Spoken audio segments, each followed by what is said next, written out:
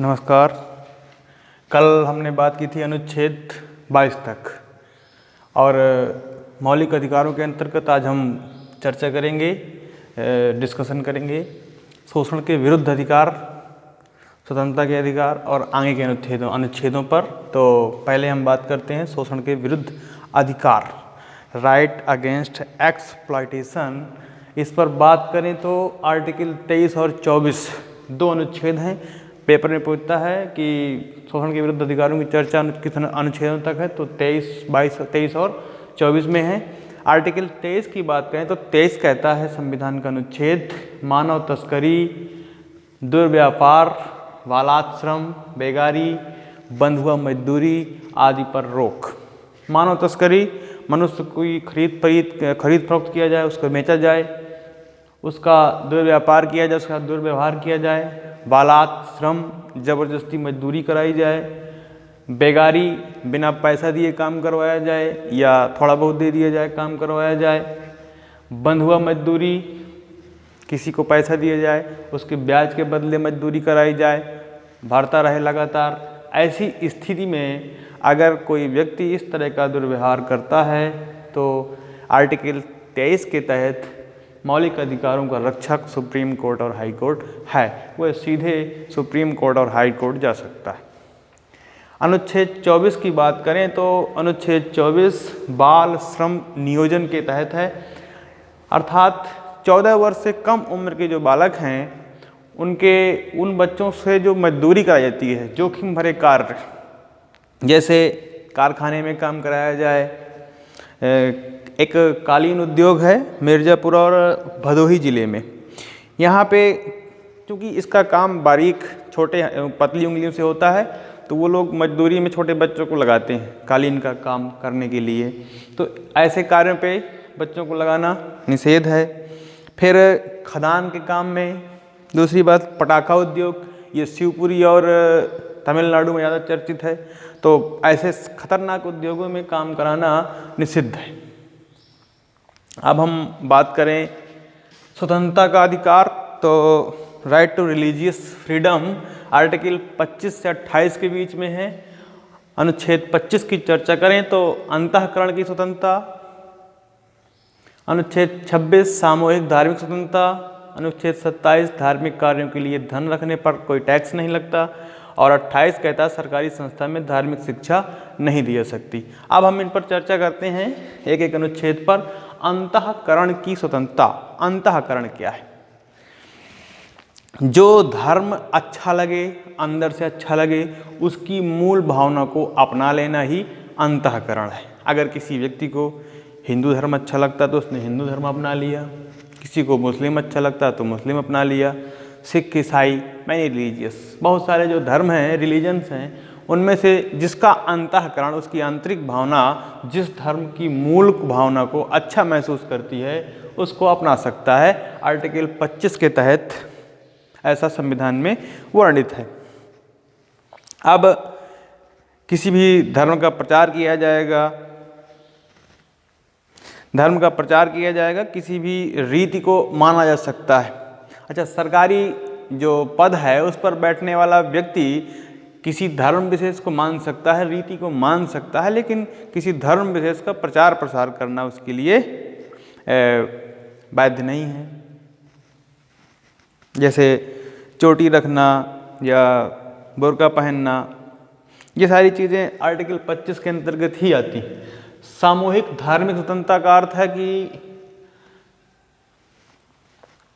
सड़क के किनारे जैसे नमाज पढ़ना, सड़क के किनारे दुर्गा पंडाल लगा देना, हवन करना या कोई सामाजिक कार्य करना, तो सामूहिक धार्मिक स्वतंत्रता के अंतर्गत ये कार्य किए जा सकते हैं।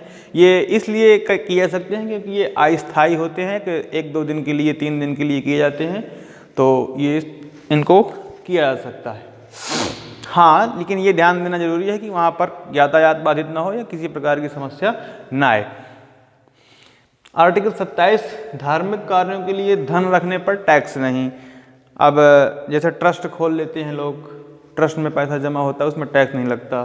तो धार्मिक कार्यों के लिए सरकार किसी भी प्रकार का टैक्स नहीं लेगी, ये आर्टिकल 27 में वर्णित है।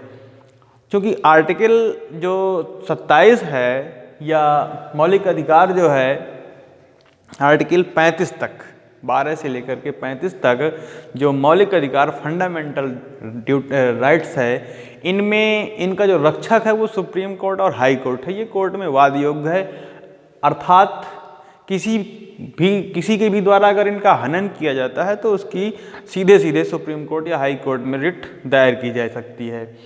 अब धार्मिक कार्यों पर टैक्स नहीं लगेगा। दूसरी बात, आर्टिकल 28 कहता है कि सरकारी संस्था में धार्मिक शिक्षा नहीं दी जा सकती है। अब जो भी संस्थाएं सरकार द्वारा वित्त पोषित हैं उन पर किसी भी प्रकार की धार्मिक शिक्षा नहीं दी जाएगी। अब समझते हैं थोड़ा सा कि मदरसा और संस्कृत विद्यालय, क्या ये आर्टिकल 28 का उल्लंघन है? तो आर्टिकल 28 का उल्लंघन नहीं है। कारण उसका क्या है? संस्कृत भाषा की शिक्षा दी जाती है संस्कृत विद्यालय में, ना कि हिंदू धर्म की शिक्षा दी जाती है, इसलिए वो भाषा है और भाषा की शिक्षा दी जा सकती है, इसमें सरकार सहयोग करेगी। ऐसे ही मदरसा में उर्दू भाषा की शिक्षा दी जाती है, अर्थात सरकार उसमें सहयोग करती है। अब अगर कहा जाए कि इसका उल्लंघन है तो नहीं है, क्योंकि यहाँ पे धार्मिक शिक्षा वैध है, ना कि भाषा की शिक्षा। अब हम अगले अनुच्छेदों पर बात करें। अब हम बात करते हैं मौलिक अधिकारों की। मौलिक अधिकारों में से अगला है शिक्षा एवं संस्कृति का अधिकार। शिक्षा एवं संस्कृति का अधिकार अनुच्छेद 29 और 30 में वर्णित है। ये अल्पसंख्यकों के लिए है, ऐसे जिनकी जो धार्मिक रूप से जिनकी मात्रा कम है, 10% से कम है, तो उनकी बात करें तो अल्पसंख्यक के हितों का जो संरक्षण है ये आर्टिकल 29 में वर्णित है। अर्थात अल्पसंख्यक अपनी शिक्षा और संस्कृति के लिए कार्य कर सकता है, शिक्षा और संस्कृति के लिए आगे संवैधानिक रूप से वैध है, उसका किसी भी प्रकार का अपना अधिकार जो है वो व्यक्त कर सकता है, क्योंकि ये फंडामेंटल राइट्स है। तो पहली चीज़ है कि उसके पहनावे पर कोई रोक नहीं होगी, वो पहनावा अपने हिसाब का पहन सकता है। जैसे मुसलमान टोपी लगाता है, लगा सकता है, आर्टिकल 29 के तहत लगा सकता है, और आर्टिकल 25 के तहत ब्राह्मण चोटी बांध सकता है। ऐसे ही वो बहुसंख्यक, ये अल्पसंख्यक, उसको आर्टिकल 25 और इसको आर्टिकल 29। अब हम आर्टिकल 29 में ही अल्पसंख्यकों को धर्म, जाति या संस्कृति, भाषा, इसके आधार पर सरकारी संस्था में प्रवेश से नहीं रोका जा सकता। तो आर्टिकल 29 की बात करें तो इसमें संस्था में प्रवेश, और आर्टिकल 30 की बात करें तो अल्पसंख्यक अपनी शिक्षा के लिए, अपनी शिक्षा व्यवस्था को मजबूत करने के, उसका प्रसार करने के लिए शिक्षण संस्थाओं को खोल सकता है। सरकार उन्हें मान्यता देगी। अगर मान्यता देने में अगर वो सरकारी जो नियम है उसको फॉलो करता है, पूरा करता है, तो सरकार उसमें फंडिंग भी करेगी, पैसा भी देगी, वेतन आदि देगी। अच्छा, एक और है मुसलमान, इनकी एक संस्कृति है, जैसे मदरसा में हिल हिल करके शिक्षा ग्रहण करते हैं, तो ये उनकी संस्कृति है। आर्टिकल 29 के तहत ऐसा करना उनके लिए कोई दिक्कत का विषय नहीं कर सकते। अब हम बात करें संपत्ति का अधिकार। ये हालांकि यह अधिकार निरसित है, तो आर्टिकल 300A में इसको पढ़ना है। कारण ये है कि अगर किसी भी प्रोडक्ट को अगर हम फंडामेंटल राइट्स के अंतर्गत रखते हैं तो स्वाभाविक सी बात है कि वह कोर्ट में वाद योग्य होगा, और कोर्ट में वाद योग्य होने के कारण जो विकास कार्य हैं, अगर संपत्ति का अधिकार भी इसी में बना रहता, आर्टिकल 300A में नहीं जाता, तो यह भी कोर्ट में वाद योग्य होता, और कोर्ट मौलिक अधिकारों का संरक्षक है, अर्थात सरकार इसमें किसी भी प्रकार का विकास कार्य करना उसके लिए संभव नहीं था। तो 44वां संविधान संशोधन किया गया था मोरारजी देसाई द्वारा 1978 में। इसके तहत एक उपबंध जोड़ा गया था कि जो आर्टिकल 19(6) 19F अगर 19(6) ये बताती है कि जो संपत्ति है वो अर्जित है। आर्टिकल 31 बताती है कि संपत्ति पैतृक है। अगर संपत्ति पैतृक है आर्टिकल 31, संपत्ति अर्जित है आर्टिकल 19, दोनों ही प्रकार की संपत्तियों को 44वें संविधान संशोधन 1978 द्वारा आर्टिकल 300A के तहत एक कानूनी अधिकार बना दिया गया है। अब हम समझते हैं कि कानूनी अधिकार क्या है और मौलिक अधिकार, इनमें दोनों में डिफरेंस क्या है, अंतर क्या है। तो कानूनी अधिकार ऐसा अधिकार है जिसको जनता तो नहीं छीन सकती, लेकिन सरकार छीन सकती है। अब सरकार छीन सकती है अगर सरकार विकास कार्य कर रही है, जैसे भूमि अधिग्रहण। क्योंकि हुआ क्या, भूमि अधिग्रहण के लिए जब जमीन ली गई तो लोगों ने वो भूमि देने से मना कर दिया। अब सरकार के विकास कार्य प्रभावित हो रहे थे, तो परिणाम स्वरूप संविधान में 44वां संविधान संशोधन किया गया था कि अगर ऐसी स्थिति रहेगी तो किसी भी प्रकार का विकास कार्य नहीं हो पाएगा। तो भूमि अधिग्रहण इसीलिए ये किया गया था।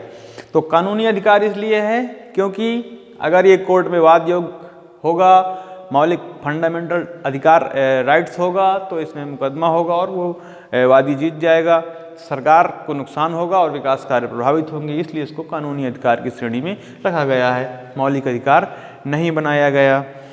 हाँ, अभी पीछे हमें पढ़ा है शोषण के विरुद्ध अधिकार आर्टिकल 23 और 24, तो उसमें मानव तस्करी, दुर्व्यवहार, बालाश्रम, ऐसा अभी आपने पढ़ा है।